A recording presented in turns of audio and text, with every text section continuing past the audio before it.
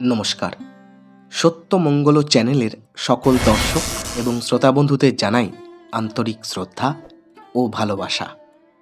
আজ আমরা এই ভিডিওর মাধ্যমে একটি খুব সুন্দর প্রশ্নের উত্তর জানার চেষ্টা করব স্বামী সোমেশ্বরানন্দ মহারাজের কাছ থেকে।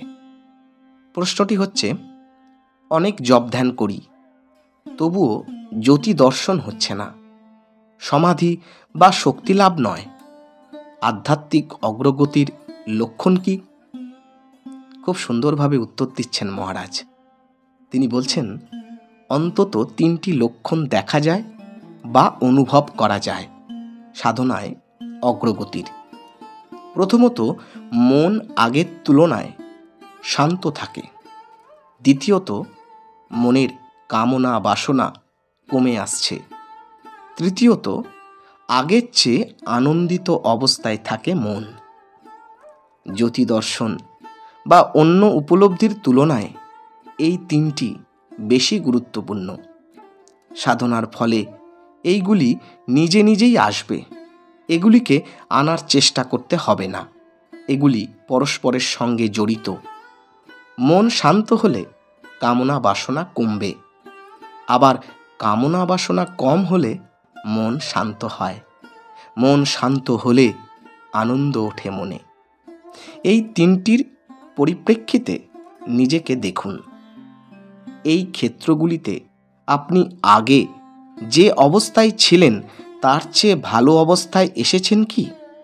তবেই আপনি এগোচ্ছেন সাধনায়। মন শান্ত হয়েছে, কামনা বাসনা কমেছে, মনে আনন্দের ভাব থাকে অধিকাংশ সময়। এগুলি আধ্যাত্মিক অগ্রগতির লক্ষণ। আপনার মন ক্রমশ সতেজ হয়ে উঠছে। ইতিবাচক মানসিকতা, পজিটিভ অ্যাটিটিউড মনের মধ্যে। মনের সংবেদনশীলতা বাড়ছে। অন্যের দুঃখে আপনার মন সাড়া দেয়। মানুষের প্রতি ভালোবাসা, সমবেদনা, করুণা বাড়ছে। সাধনায় এগিয়ে গেলে সাধকের মধ্যে এগুলি দেখা যায়। ক্রমশ নির্জনে যেতে ইচ্ছা হবে। জাগতিক বিষয় নিয়ে লোকদের সঙ্গে গল্প করতে ইচ্ছা হবে না। ঈশ্বরের জন্য ব্যাকুলতা বাড়বে। কি সুন্দর কথা বললেন স্বামী সোমেশ্বরানন্দ মহারাজ। আজকের ভিডিও এটুকুই। আশা করছি আজকের ভিডিও আপনাদের খুব ভালো লেগেছে। আর সত্যিই যদি ভালো লেগে থাকে তাহলে প্রতিদিনের মতো ভিডিওটিতে একটি লাইক, শেয়ার, কমেন্ট ও চ্যানেলে যারা নতুন এসেছেন তারা চ্যানেলটিকে সাবস্ক্রাইব করে সত্যমঙ্গল চ্যানেলের পাশে থাকবেন। ধন্যবাদ।